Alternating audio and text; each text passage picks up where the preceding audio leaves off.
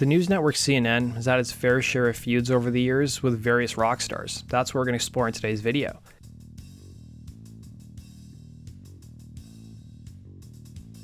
Ted Nugent has had a long history with CNN. He appeared on Piers Morgan's show back in the 2010s to talk about guns and how he was a big supporter of the Second Amendment, something Morgan didn't agree with him on. But for a man who is a patriot, who purports to love his country, that was quite shocking disrespect to your president. Let me put it in official CNN Piers Morgan interview terms, shall I? Yes. My limey friend? Yes. Anybody that wants to disarm me can drop dead. Anybody that wants to make me unarmed and helpless, people that want to literally create the proven places where more innocents are killed, called gun-free zones, we're going to beat you. We're going to vote you out of office or suck on my machine gun. Yes, you can take it whichever way you want. Much as I'd love to suck on your machine gun, the whole point of your defense is that a lot of people do drop dead precisely because you are armed to the teeth, and you'd like everybody else to be. Not true at all. Piers, write this down. See, you're so British. You write this down. 80 people a day die in America from gunshots. And 75 of them to 78 of them, statistics by the Uniform Crime Report by the FBI and the UN Study on Violent Crime, 78 of those 80 are let out of their cages by corrupt judges and prosecutors who know that recidivism is out of control, know that they'll commit the crimes again, and they let them walk through plea bargaining, early release, and program. They still Kiss my ass. Yeah. Where you have the most armed citizens in America, you have the lowest violent crime rate. Where you have the worst gun control, you have the highest crime rate. Piers, choose one. Do you want a lot of crime? We have it. Gun-free zones. Do you want less crime? We have that. More people with concealed weapons permit. Why do you guys resist that statistic? Well, don't say you guys. It's you guys. No. Well, unless you're playing the devil's advocate. I can play any advocate I like. You're doing a fine job. Then CNN would end up visiting Ted Nugent's ranch to report on what his day-to-day life was like. The rocker has never been one to hide his true feelings. The media went after him, following some comments he made about President Obama that they referred to as being racially insensitive. Nugent was supposed to make an appearance on Aaron Burnett's show Out Front, but would end up canceling his appearance after CNN's coverage of his remarks and went on a rant against the network. CNN, for their part, would claim Nugent canceled his appearance due to feeling under the weather. Kid Rock, much like Ted Nugent, would appear on Piers Morgan's show on CNN and shared similar disagreements with the British host on firearms. Then in March of this year, Kid Rock would release a new song called We the People, which took aim at big government, tech giants, and CNN, while also giving a shout out to President Trump. The line in the song targeting CNN would contain the lyrics FCNN. On his program in October of 2014, Anderson Cooper would take a swing at the Smashing Pumpkins frontman Billy Corgan for appearing on the front cover of a hometown cat magazine called Paw Chicago for their summer issue. Not only that, but Anderson Cooper's Twitter page for his program teased that night's episode with the tweet, "Where are they now from 6 million albums to posing with cats?" On top of that, Cooper also criticized Corgan for appearing in a local furniture ad, as you can see here. Time now for the ridiculous, and tonight I'd like to invite you to come with me on a musical trip down memory lane. Not too far back, just about 20 years, to when the shirts were flannel, the rock was alternative, and Smashing Pumpkins burst into the mainstream with their album Siamese Dream. So maybe the guitar sound is a bit derivative of My Bloody Valentine, but that's besides the point. Siamese Dream came out in 1993 and sold 6 million copies worldwide, and is listed on Rolling Stone's 500 greatest albums of all time. Smashing Pumpkins made more records, but you really don't hear much about them much these days, until, that is, now. Because tonight I'm happy to report that frontman Billy Corgan is back and edgier than ever on the cover of Paw's Chicago magazine. Now, I don't know if you can read the sub-headline there. It says, Billy Corgan's Siamese Dream. Well played, Paw's Chicago, well played. Now, this is a kind of jarring event for a couple of reasons. One being that it made us Google what else Billy Corgan has been up to, and apparently just last year, he was in a commercial for a Chicago furniture store. Wait,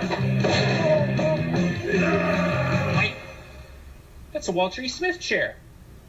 Walter E. Smith. So perhaps Billy Corgan is, I don't know, offers alternative rocker, but I think maybe there's more to this. Maybe he's being ironic, or maybe when the cool rock stars start doing less rock starry things, kind of makes us face our own mortality. See, I want REM to stay just the way I know and love them. I don't want Everybody Hurts to suddenly be used in an Excedrin commercial. I don't ever want to see a product called Eddie Vedder's Prune Jam. Maybe the internet is the real problem here. There was a time that nobody outside of Chicago would have ever seen the cover of Paw's Chicago magazine. To the pinnacles of cool from days gone by, do what you got to do. You'll always have a rock and roll in our hearts and on the ridiculous. Strangely enough, Corgan wasn't the first person to respond to Anderson Cooper's segment. Paw Chicago first responded by photoshopping Cooper's head onto a magazine about dogs, and Corgan would have his say on Twitter shortly afterwards, stating, "Sorry to disappoint, but I'm not raising Cain for a great organization like Paw Chicago. I'm still making real music. I realize you're too busy being a globalist shill to know the difference." Corgan wasn't done just yet. By the end of the month, he started selling FU Anderson Cooper shirts in his hometown of Chicago during a concert, with proceeds from the shirts going to a local charity. In 2017, Corgan appeared with a newly reunited Smashing Pumpkins lineup, minus bassist Darcy Retsky, on Howard Stern's radio show on SiriusXM. Stern would bring up his feud with Anderson Cooper and asked whether the rock star wanted an apology from the news host, to which Corgan replied, "I wouldn't want one. It wouldn't mean anything to me. I've seen enough of his ilk. He's been playing for a team that doesn't have my best interests at heart. I would argue America's best interests at heart." While Megadeth leader Dave Mustaine didn't necessarily feud with CNN, Anderson Cooper did pick on the heavy metal frontman several times on a show. The first one involved Mustaine supposedly giving an endorsement to 2012 presidential candidate Pennsylvania Senator Rick Santorum. At least that's what the media reported. Despite saying he wanted to see a Republican in the White House that year, Mustaine would clarify his comments, saying, "Contrary to how some people have interpreted my words, I have not endorsed any presidential candidate. What I did say is I hope to see a Republican in the White House. I've seen good qualities in all the candidates, but by no means have I made my choice yet. I respect the fact that Santorum took time off from his campaign to be with a sick daughter, but I never used the word endorse." Here's Anderson Cooper covering the news story on his program. Contrary to some reports, the Megadeth presidential endorsement, well, it's still up for grabs. That's right. There was a story floating around yesterday that the heavy metal icons had already chosen their favorite among the GOP hopefuls. For those of you who are unfamiliar with the Megadeth oeuvre, may I present the thrash metal masterpiece, thrashterpiece, if you will, Peace Sells. Now, I know what some of you... Sorry, did that get caught on camera? I know what some of you are thinking. Why would Dave Mustaine of Megadeth endorse any candidate? As it turns out, he's spoken about politics quite a bit. You know, you see people, they think that he's like red. He's got a goatee and a pointy tail and stuff like that. He doesn't. He's very beautiful. He could be in this room right now. I'm sorry, my bad. That was actually Dave Mustaine talking about the devil. This is the one where he's talking about politics. The devil's tritone is made up of these three notes, and this note right here drops down one. So it goes. So listen to the difference. It just sounds evil, doesn't it? Again, I apologize. That was actually him showing us the devil's tritone. I'm sorry, that's just too Spinal Tap for words. So anyway, I guess we'll just have to wait for Megadeth's official endorsement, but it's still pretty early in this presidential campaign. There hasn't been any really comprehensive exit polling at Slayer concerts yet. Anthrax, certainly they have yet to weigh in. Lemmy from Motorhead hasn't even endorsed anyone yet, but I've always thought of him as kind of a Ron Paul guy. Mustaine would appear again on Cooper's program when the Megadeth leader got into an online sparring match with, I kid you not, the Suit Store Men's Warehouse. The whole feud stemmed from the fact that Mustaine intended to get a gift card for the band's tour manager for Christmas. The rock star claimed he purchased a gift card from Men's Warehouse in Salt Lake City before Christmas, and despite getting a 2-day guarantee for the card to show up at the doorstep of his tour manager, 9 days later nothing had been delivered.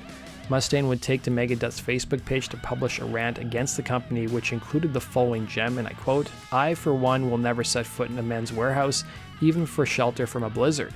I absolutely guarantee it." Men's Warehouse would respond back to Mustaine, writing, "Dave, thanks for reaching out to us on Facebook. We apologize for the delay in receiving your gift card and agree the delay is unacceptable." Here's Anderson Cooper talking about Mustaine again.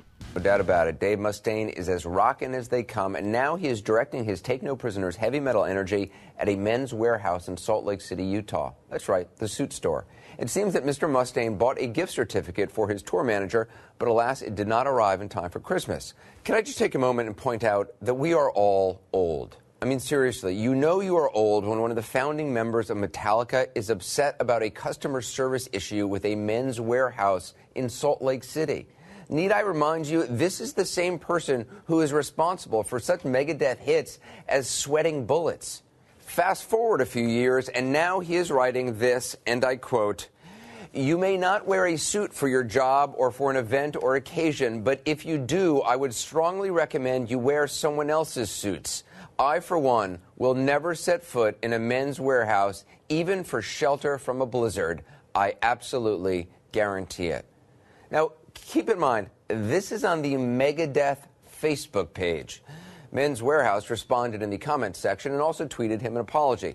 We actually emailed the company for a statement. They did not respond.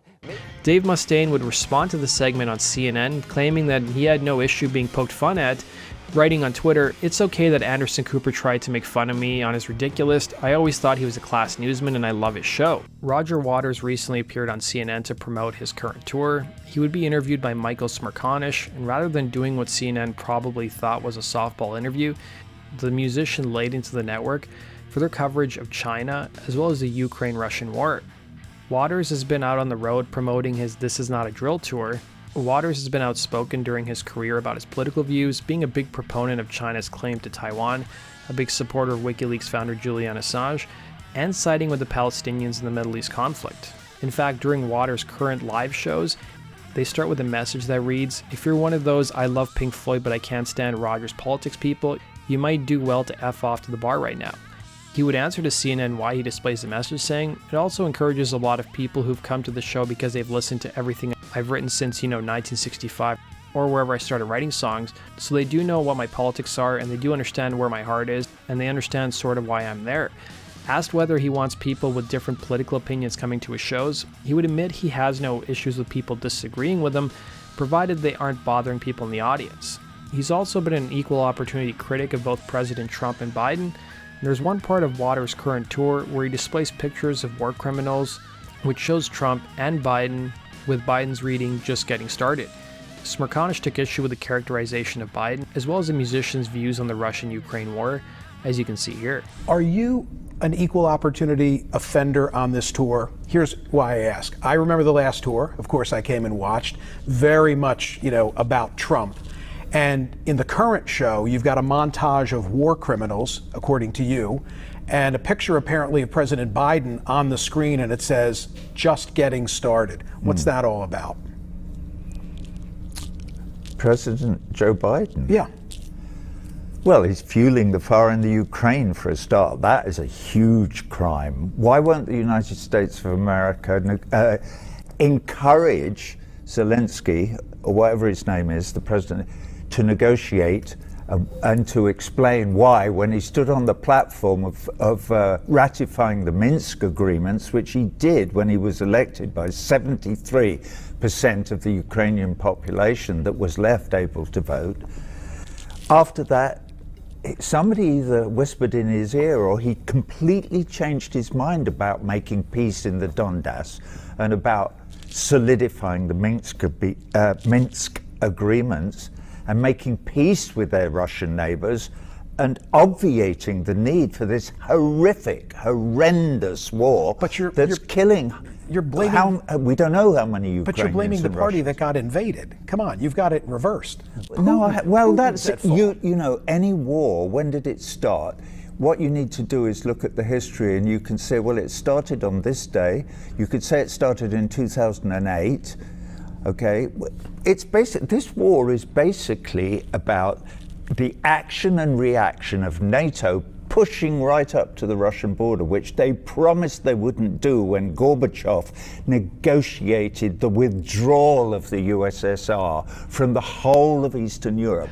You, with all your reading, I would suggest you, Michael, that you go away and read a bit more and then try and figure out what the United States would do if the Chinese were putting nuclear-armed missiles into Mexico and Canada. The Chinese are too busy encircling Taiwan as we speak. Okay? They're not encircling Taiwan. Taiwan is part of China. And that's been absolutely accepted by the whole of the international community since 1948. And if you don't know that, you're not reading enough. Go and read about it. Okay. Did we solve anything here today? No, well, yeah, we did. Well, I mean, no, we didn't. I mean, you're believing your propaganda, your side's propaganda. You're defining it as Taiwan, propaganda. you can't have a conversation about human rights, and you can't have a conversation about Taiwan without actually doing the reading. Roger, if you're having a conversation about human rights, at the top of the list of offenders are the Chinese. Why is it always the Western world? At the top of your list. Why is it the always Chinese the Western didn't world? invade Iraq and kill 1 million people in 2003. In fact, as far as I can recall, hang on a minute, who have the Chinese invaded and murdered, slaughtered? Their own. Bollocks. Okay. The response on Twitter was divided. Some obviously took issue with Waters' claims on Taiwan and the Ukraine war, with people claiming he was spewing Russian and Chinese propaganda. Of course, it also resulted in some puns too, with one commentator writing, "What the division bell is Roger Waters on? He's clearly been living on the dark side of the moon. Taiwan has never been ruled by communist China." That does it for today's video, guys. Thanks for watching. Be sure to hit the like button and subscribe. We'll see you again in Rock and Roll True Stories. Take care.